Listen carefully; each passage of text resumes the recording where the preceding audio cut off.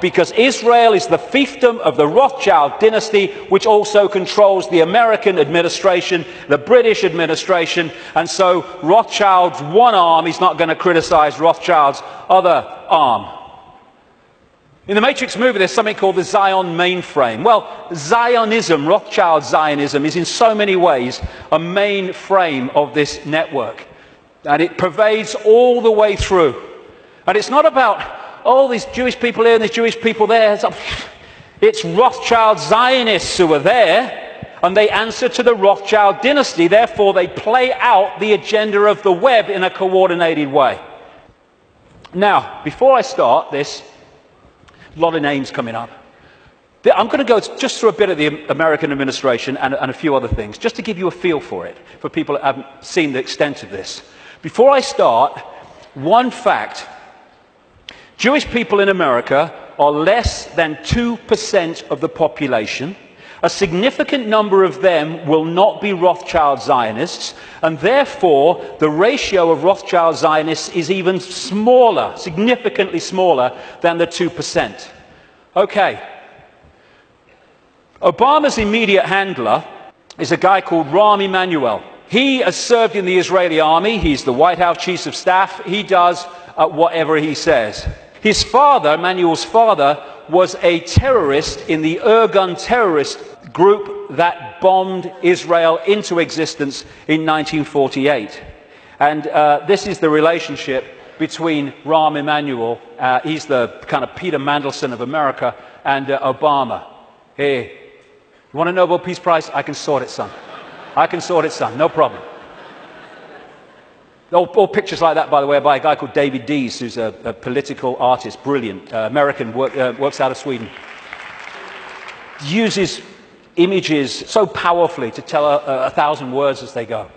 This guy is the second handler in the White House. His name's David Axelrod, Rothschild Zionist, and he was the man who orchestrated the entire election campaigns of Obama against Hillary Clinton and then against John McCain. The main funder and orchestrator of the funding, in terms of individuals, of Obama was a guy called George Soros, Rothschild Zionist, who manipulates countries and uses his networks and funding to create coups in countries where they want to change the regime change. And he bets on currencies like he bet on the pound years ago and makes a fortune out of the demise of the economy of other countries because he has no empathy. Henry Kissinger, massive Rothschild Zionist, has served that dynasty's agenda for 40 years, if not 50 years. And he's now an advisor to Obama, even though he's officially a Republican. The American economy, the American economic team, is led by Timothy Geithner, Treasury Secretary, Rothschild Zionist, and Larry Summers, Rothschild Zionist. The entire Obama budget is run by the budget director, Peter Orszag, Rothschild Zionist. This man was advising the Russian treasury when the Russian governments were giving state assets away to Rothschild Zionist oligarchs, including Roman Abramovich, the owner of Chelsea Football Club, by the way. It's very easy to become a billionaire when a state says, have these assets worth billions of pounds. Thank you very much. It's a piece of cake. You could buy a football club if you want. And this man's company was also advising the Icelandic Central Bank in the run-up to the Icelandic crash. The Federal Reserve in America, which controls the American economy in so many ways, it's a privately owned, not government-owned central bank, and it's privately owned by the Rothschilds and the affiliates of the Rothschilds, is Bernard Bernanke, Rothschild Zionist. He replaced Alan Greenspan, Rothschild Zionist, who was head of the Federal Reserve from Reagan Bush right up into the Boy Bush administration, and he systematically took away the checks and balances which allowed the mayhem of 2008 to unfold. We keep hearing about Goldman Sachs and all the mayhem that it's created, both in the crash of 2008 and the crash of the economy in Greece. Fundamentally involved Goldman Sachs. Goldman Sachs is a fiefdom of the Rothschilds, headed by Lord Blankfein, Rothschild Zionist.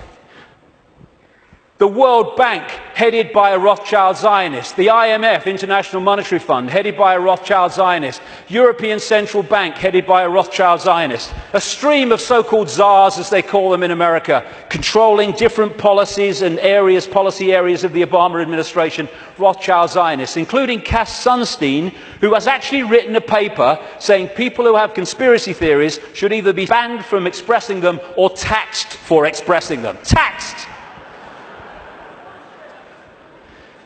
Climate change policy in the Obama administration is controlled by Carol Browner, Rothschild Zionist, and Todd Steen, Rothschild Zionist. Major area of policy.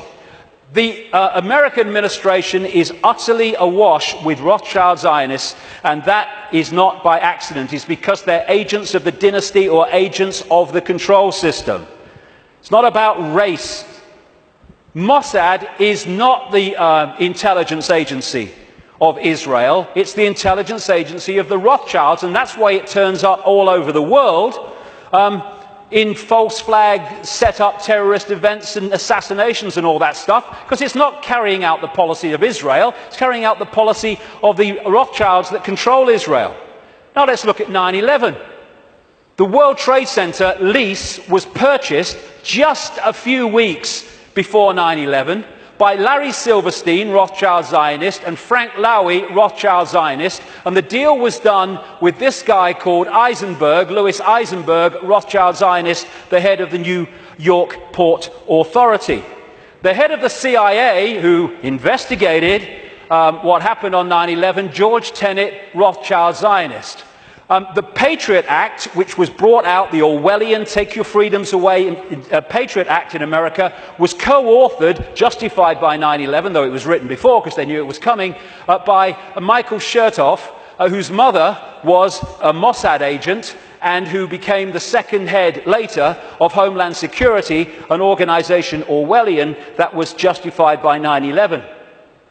At the time of 9/11, in the run-up to it, and then the war on terror and all that stuff, the Pentagon was dominated by Paul Wolfowitz, Rothschild Zionist, Dov Zakheim, the comptroller, who managed to lose trillions of dollars and still got away with it. And by the way, when one announcement was made of how much he'd lost or had gone missing in the Pentagon, they announced it on September the 10th, 2001. I wonder if they realized that because of that, it would never see the light of day. Dov Zakheim, Rothschild Zionist, and people like Douglas Feith or Feith, Rothschild Zionist in the Pentagon. Now, as I've said earlier, the Bush administration was dominated and controlled by what became known as the neocons, the neoconservatives, which were a Rothschild Zionist organization, led by people like Richard Pearl, Rothschild Zionist, William Crystal, Rothschild Zionist, John Bolton, Rothschild Zionist, in belief in nothing, if nothing else. And then the 9/11 Commission report, which was the official report investigating 9/11. They wanted Kissinger to head it first until the public didn't take that seriously and he had to step down. But that report, which agreed that the official story of 9/11 was true, was written and overseen by Philip Zelikow, Rothschild Zionist. The judge, Alvin Hellerstein, who is hearing and overseeing the cases of the 9/11 families, who are taking out lawsuits to try to find the truth of 9/11, etc., Rothschild Zionists, making sure that truth never comes out. Think of the ratio I said earlier as I go through this. The man who coined the phrase, he was a Bush speechwriter, the axis of evil, which targeted Iraq before they invaded Iran and North Korea, was David Frum, Rothschild Zionist.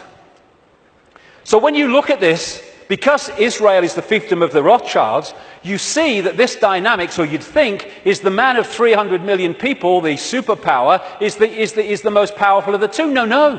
He is controlled from there. Because the Rothschilds control them. Do you know Israel has the second biggest F-16 fleet in the world? The biggest outside of America? It's a slither of land. How did they get them? Dov Zakheim, as comptroller of the Pentagon, Rothschild Zionist, made a load of weaponry and planes in America scrap when they weren't, so they could be passed for a song to Israel.